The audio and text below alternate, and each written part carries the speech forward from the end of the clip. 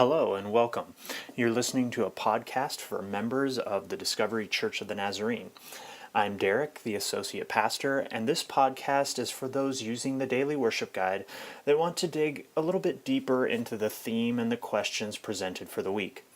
This week I'm joined by Senior Pastor Curtis Lilly, my 9-month-old son Locke, Locke's fairly loud bouncy chair, and an extremely squeaky chair. I'm sorry for the background noise. Hopefully we'll be able to clean that up in the future. I hope you enjoy the conversation. All right. Daily Worship Guide, February 9th through the 14th, 2015, just in case you're wondering what year it was. Because we've been doing this for multiple years now. I was just going to make you talk, see how long I can keep you being the only one who's talking. Alright, fine, no more games. Indeed. And apparently no more cell phones. You're a terrible person. Also. Alright, so the theme for this week is how our attitudes influence our experience before we actually get any information about that experience. And how we react to what we're experiencing. What I think what's really interesting about that is that this follows right after Matthew 13 and the parables and Jesus' explanation for why he preaches in parables. And Matthew's explanation is a little bit different than the other gospel writers, but it's specifically because hearing they cannot hear, seeing they cannot see. And so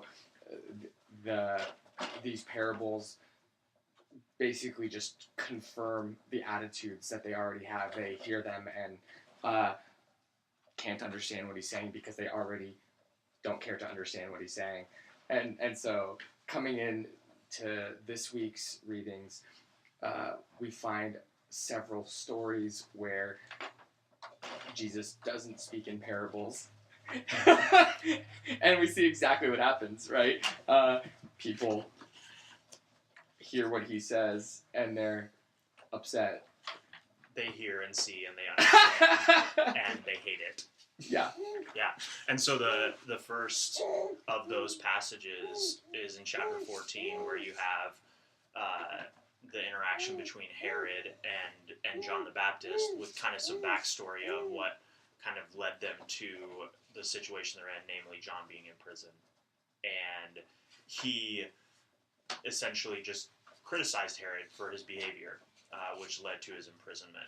So Herod, who's supposed to be the king of the Jews, and because of that, probably have a decent understanding of the law or access to it. Well, technically, he's supposed to be the model of righteousness among God's people, and so people are to look to the king as the one who shows them how to live. Yeah. Side note, though, he's also Idumean, which means he's from Edom, which means he's a descendant of Esau, which is kind of fascinating that he's the king. But anyway, so maybe we shouldn't be so surprised that he's ignorant and ambivalent toward the law. But regardless, he's the king of the Jews, and instead of responding as we would expect, with some modicum of repentance or something like that, to say, yeah, you're probably right, but I'm still not going to change. It's throw him in prison and we'll do what we want with him, right? Yeah. Well, and then ultimately, when John says to him, it's not lawful for you to have her, he wanted to put him to death, but he was afraid of the people, and so prison's like, choice B. Yeah, exactly. Because you don't want to create a political frenzy of making a martyr, so do the safe thing. Maybe one day he'll decide to repent and be happy. Nay. Maybe. Yeah, and so I guess just in response to that negative criticism, as the question states for day one, Herod is completely nonplussed. He doesn't care that he has been unlawful, and he has no desire to become lawful. So his desire is to maintain power, and he makes certain actions to avoid the wrath of his people. Yeah. So here's the next question, family man. Curtis, if you who are listening don't know who I'm talking to, I suppose that would have been helpful information. How do you tell a story like this to a 5-year-old or a 6-year-old and a 3-year-old? Since it involves dancing women and solicitations and beheaded people. Do you just tell it in its gritty details, or do you edit? Yeah, usually I edit. Sometimes when I have the foresight and I have read it ahead of time and given it some thought, I am able to think of like how I might summarize the story, how I might cut some details. But sometimes I just do it on the fly, and I try my best and see how it goes. And sometimes it's like. Sometimes I have a 6-year-old looking at me and goes, "What does that mean?" I go, "Don't worry about it." Right? And so part of when I'm most successful, I've thought about it ahead of time because more than just being able to tell the story in a way that doesn't create extra barriers for a 6-year-old, I'm able to say, okay, what's the story about, right? I can identify a thing that is sort of central, and so I can even, craft my telling of the story to that, so that point is emphasized or heard especially. Right. Yeah. So when you have a question that's kind of focusing you, it helps you narrow what you're going to emphasize so that you don't feel like you have to go, well, I'll leave out the beheading, but then what if he says, why did he behead John? Well, now I don't have all the details of the story to give to my child, and they're going, well, I don't know, did he? So, yeah, it is good to know the question to focus the discussion. And especially, here, the central issue is, how Herod reacts when he's confronted with the truth about God and the truth about his life, and he doesn't react well, right? And so that can be emphasized without all of the details. Right. Right. You don't need to know that he murdered someone by cutting off their head in order to realize that he is unlawful. Yes. Though I'm sure my daughter would be fascinated by that imagery. In 4 years. Yes. Thanks, Locke, for your contributions. So then we move on to the second reading of the week, which is Matthew 15, where we get the story of a little confrontation of Jesus and the Pharisees, and they confront him, namely about his lack of hand washing. And his response is then to reverse confront them about where that law even came from, and then to criticize a way in which they ignore the law, because of course washing your hands doesn't actually get Jesus' point across, right? That doesn't ignore the law, it enhances it, it moves it beyond what was required, whereas this other one allows them to say, I don't have to be obedient to the law, I don't have to honor my parents because I'm doing this other thing. Yeah, and so Jesus kind of switches gears in order to reveal to them their disobedience based on their ability to justify some sort of behavior that they want to perform. Yeah. Well, this is a narrative example of take the log out of your own eye. Right. Right before trying to take the speck out of your neighbor's. They see a speck in Jesus's, which may not actually be a speck at all, but they see something and they're pretty sure. And he says, "Dude, you guys are blind. You can't even see because you have logs in both of your eyes." Right? It's that.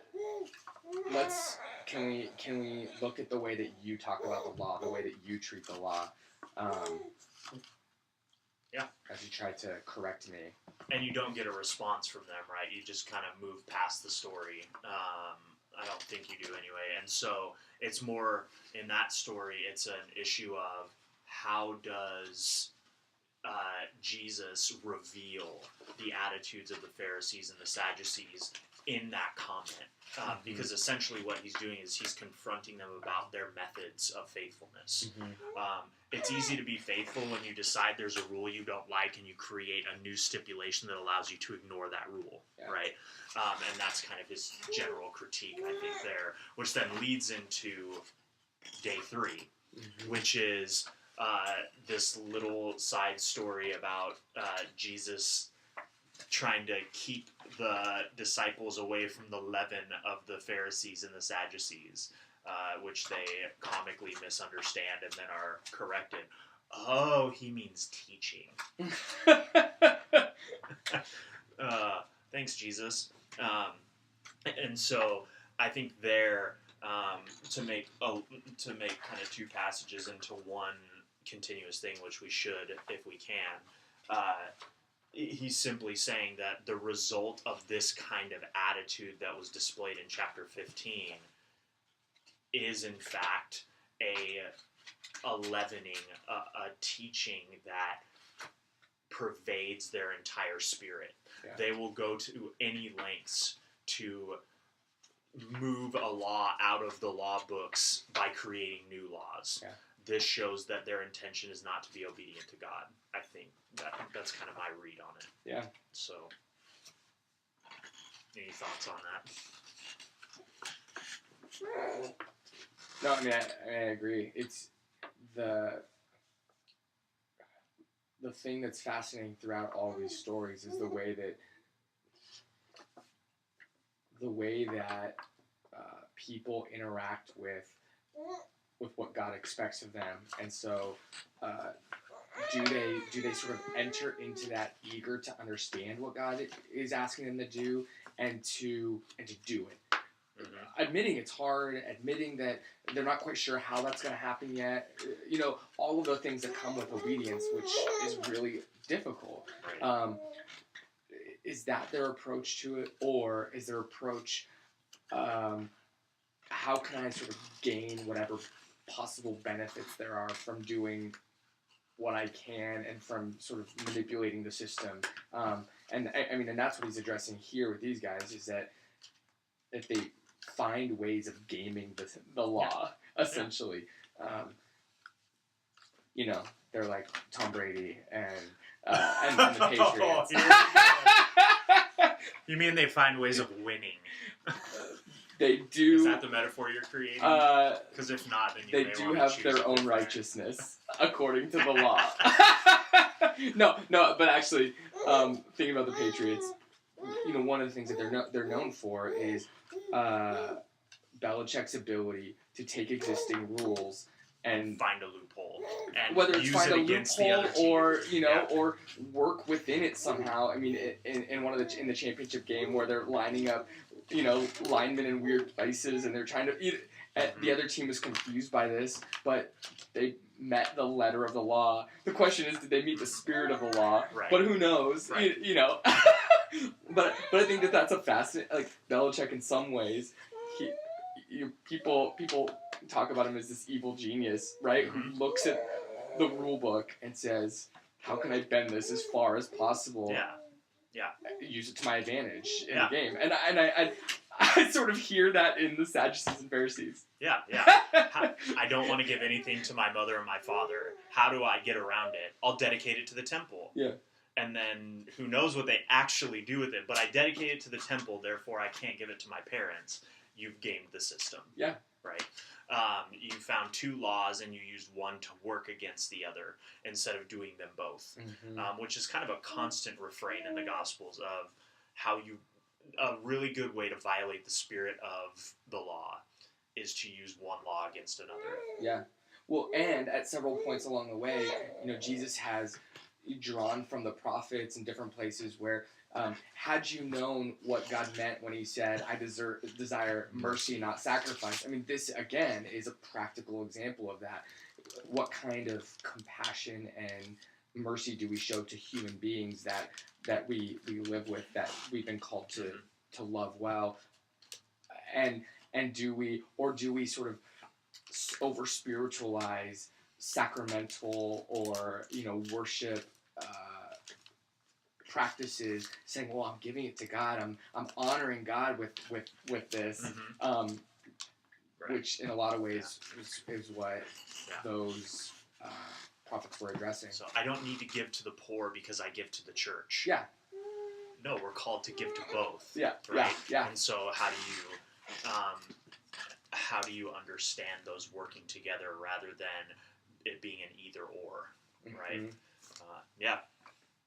And so I think in each of those readings, you get this overwhelming sense that the message that Jesus brings is going to fall flat because of the preconceived notions that these people have of this is how we work with the law. This is what the law does and what it's for. Mm-hmm. And God's not worried about us creating loopholes. He gave us the loopholes. Doesn't he want them there? Right? I mean, you can justify anything with that kind of an attitude. Yeah. And so you end up with a law that does not focus on justice and mercy, but rather focuses on how do I get God to benefit me the most? Yeah. Right? How do I game the system? Yeah. So that I can get the win. And the contrast to that sort of attitude is Herod, who doesn't appear to have any interest in the law whatsoever, right? So he has other motives, and when confronted with the law, his attitudes are revealed. Yeah. He doesn't desire to serve God. He desires to marry his brother's wife, you know, and do what he wants to do. Exactly. And so, how does somebody respond when they're confronted with God's law? I do not want to do that, and I will not. Yeah. Or, I do not want to do that, and so I will find a way out of it. Right. Or, wow, that sounds really hard. God, will you give me mercy and help me in some way? Mm-hmm. Would you strengthen me by your Spirit? Would you equip me somehow? Because I don't think I can do that. Yeah. You know, I think there's a dramatic difference between those. Yeah, and tracking the gospel where it's come thus far, it's interesting that we've come from repent for the kingdom of heaven is near, and thinking about the visual that you get at the beginning of the gospel of Matthew of kind of the droves of the Israelites coming out to the Jordan to be baptized by John the Baptist. Mm-hmm. Because they're repenting, because the kingdom of heaven is near. But then as the kingdom of heaven is revealed over the course of the gospel, you wonder how many of them are actually in for the long haul, right? Mm-hmm. Oh, that's what the kingdom is? Then maybe I'm not so into this. Maybe I don't think this is how God is coming to us. Yeah. And so you get fewer and fewer people that seem to be on board with this mission until finally even, spoiler alert, the disciples run out on the program. So it is fascinating because I think here is where you get kind of the meat of, oh, this is what this is going to be about. Mm-hmm. This is going to be a way of testing our spirits. Yeah.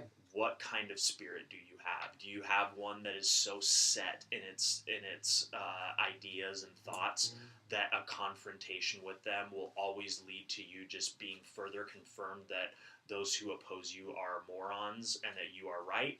Or will you be confronted and say, wow, do I need to re-examine what I used to think about God and the law and the way it interacts with my day-to-day life? Yeah.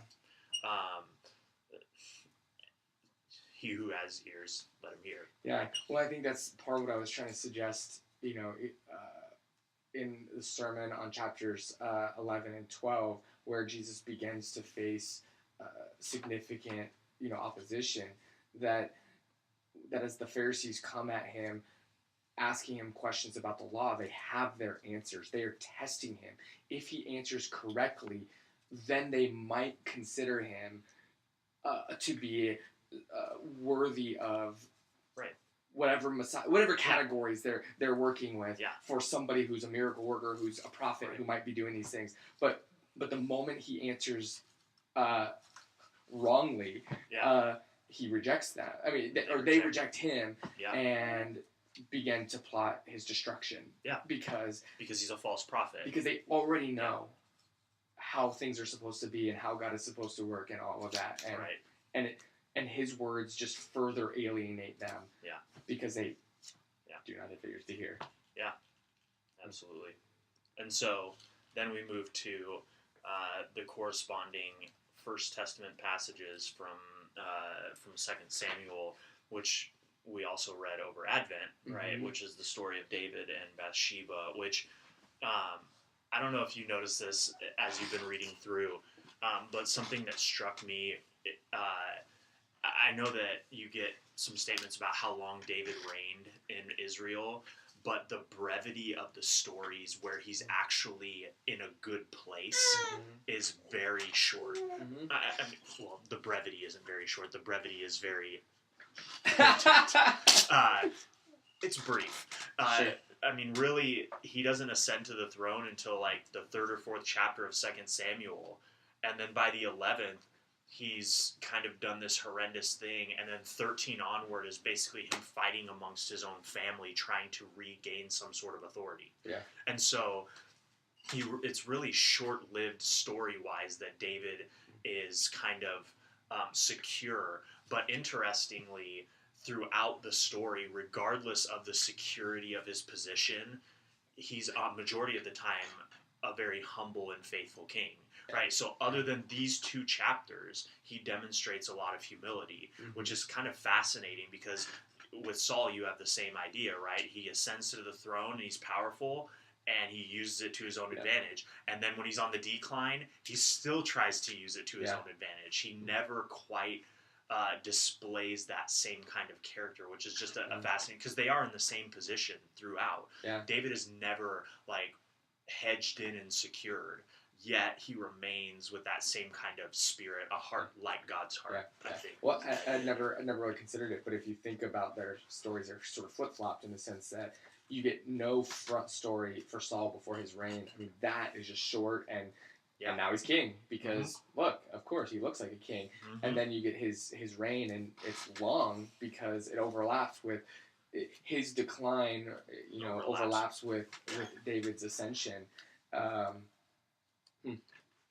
Anyway, totally beside the point. But kind of right in the middle of the David story is this Bathsheba incident, where he has his moment of infidelity and is confronted with it immediately in chapter 12. So just kind of dealing with both Thursday and Friday. Yeah. I mean, I think the answer to the question is fairly clear, right? How does David display his dedication to the law in his action with Bathsheba, the wife of Uriah? He leaves the law behind so that he can do what he wants to do. That's he has no concern for the law at that point, right? His heart for that particular moment in time seems to have decided not to be like God's heart, right? And to pursue its own desires. And yet, when confronted with that, and I feel like this is fairly unique in the First Testament. It's not often that you get such a horrendous indiscretion followed by confrontation that doesn't lead to the death of the one who confronted, right? So you kind of expect him to just put Nathan to death, right? Just like Herod did with John the Baptist. Yet he doesn't when he finally realizes. And we've seen with David that he has actually done that a few times with various messengers who come to let him know things. Yeah. Hey, isn't this great for you? Yes, it is, but you mistake my character. I am not going to rejoice that this person is dead. I'm going to kill you for bragging about it. Yeah. And so there isn't much in the story that would suggest that Nathan is going to walk out of this intact. Yeah, it's risky, and I'm sure Nathan realizes that as he's walking in, like, this is the worst parable I'm ever going to tell. It's also really awesome. That might also be why he told a parable. Let's see how he responds to the parable, right? I mean that's the beauty of what he does. If David, right? So if David cares to hear a word from the Lord from the prophet, he's going to understand he's going to understand the parable. Right. And he does understand the parable. Yeah. He understands it exactly. Yeah. He's listening, and he gets the point of it, and he affirms it. He says, amen, and that allows Nathan, I think, to recognize I'm on safe ground here to push the next. It's Right. you, right? Because David had ears to hear Yeah. the parable. Right. He understands justice and mercy. Mhm.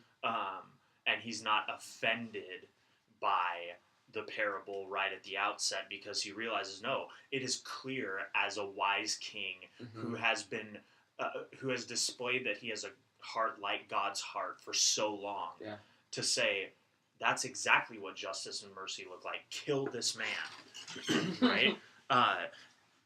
And then for him to, and that is where I think it's important, because you do see some similar situations like with the Good Samaritan parable, Mhm. where they clearly understand what Jesus is saying, and they would say, obviously the Samaritan was in the right, but they don't want to say that. And I think that's where David differs, is that he doesn't just say, I see what you're saying, I get that. He goes, kill that man. Right? I think that response, Yeah. to then say, you are that man. Oh, if I was so passionate about that man being put to death for what he had done, then I also must be passionate about putting myself to death for what I've done. Yeah. And so I think that's an important aspect of his answer. It's not just an affirmation of, that's an interesting thought. This is an interesting ethical dilemma. No. Yeah. Put the man to death. I am the king. Right? Yeah. Well, congratulations, you just pronounced your own sentence. I think, like you said, it shows that he understood the parable and that he knew what the action would be to take afterwards. And so, in that way, even in that situation, he's able to discern the will of God. Yeah. Which is important. Well, so also thinking about some of the parables in chapter 13. If the disciples Of Matthew. Yes, of Matthew 13. If the disciples did, in fact, tell Jesus the truth at the end of them, that they understood, well, one of the things that he said was, he told them a parable about a man who finds a treasure hidden in a field, and about a very costly pearl. And if they, listening to these parables, understood what was being said about the kingdom of heaven, there is only one response. And this is exactly what the disciples have already done in leaving their nets behind and coming along. So they immediately already have understanding and can hear it and can sort of further walk into that truth that the kingdom of heaven is worth everything. And we're here with Jesus to the end, whatever that looks like, Yeah. qualified by Especially- except death. Yeah, especially if it looks like us killing a bunch of Romans. Sure. And that is the thing, is I think they were ready to die as long as it meant that they Yeah. were killing Romans, Yeah. right? Yeah. Which that's not Yeah, and that the how it turned kingdom out. of Israel was going Yeah. to be restored right. to its former, glory, and so. Yeah. But that, I mean, that's the fascinating way that parables work, right? Is if you understand, if you believe that the one speaking the parable is speaking on behalf of God, as though speaking law or something. Speaking that the it's- wisdom of God, right? Yeah. So some sort of wise interpretation that will allow them to understand what God would will. That it's Yeah. from God somehow. That if you believe that already, there's a receptiveness. I have to understand this. Yeah. That sort of already opens you up. Whereas somebody who already doesn't believe this person has anything valuable to say is already closed down. Yeah. Right? And how often do we, so to go to your intro, right? How often does, the President of the United States stand up and give a State of the Union address, and half of the audience could care less what he says, right? They're not listening to a single thing he says because he's the opposite party. Yeah.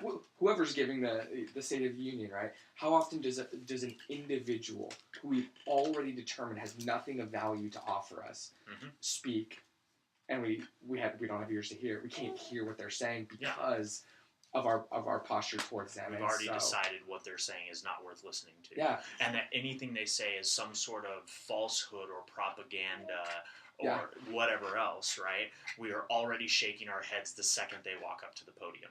and what's interesting, right, is that generally speaking, we're we're sort of listening, but we're only listening for things that will help us, like, confirm that we hate this person, right? That we disagree with them, that we whatever. And so imagine one of these people, whether it's a president or whether it's somebody, gets up and starts telling cryptic stories that require us to actually, like, think about what they're saying. Like, we don't care about that. We're just looking for buzzwords. We're looking for things that confirm for us that they're a heretic, that they're terrible, that they're the worst, Yeah. they're the Antichrist, whatever it is, right? Yeah. And we're looking for those things. The executive branch of the government is like a hippo. What? I don't care what he's saying now, right? And you're just not going to listen or think about what the implications are.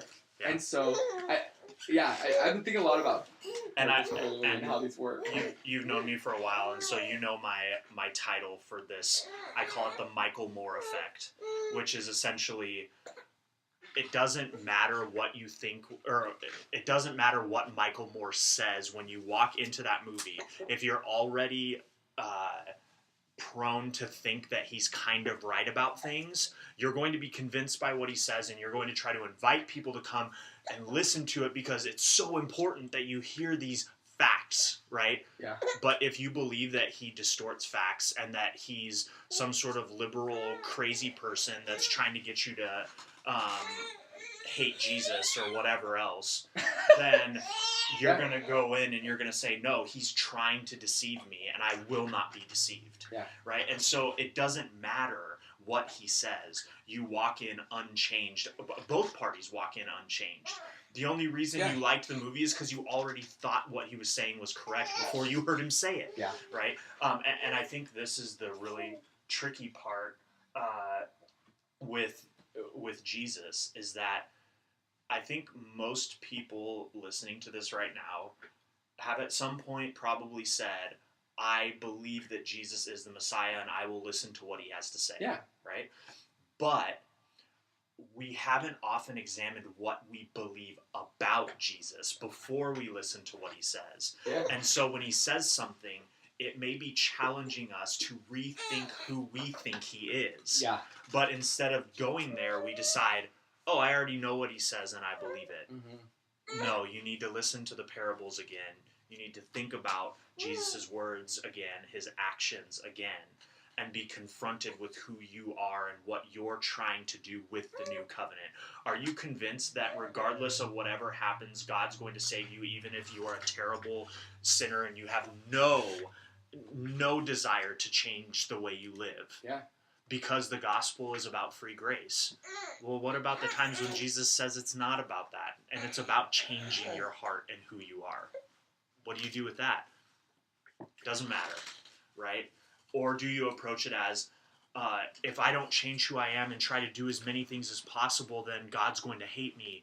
Well, but there's grace here, right? And so you can approach it with these different mentalities and come to these bizarre conclusions about who Jesus actually is, and completely miss the point altogether. Yeah. And so it's just as important for us from a different angle. We're not Pharisees, we're not Sadducees, we're not one of the 12, but we are certainly his disciples, and he has things to teach us through the parables about the way we live our lives as well. Yeah. And we have to be open to hear those things. Yeah. Yeah.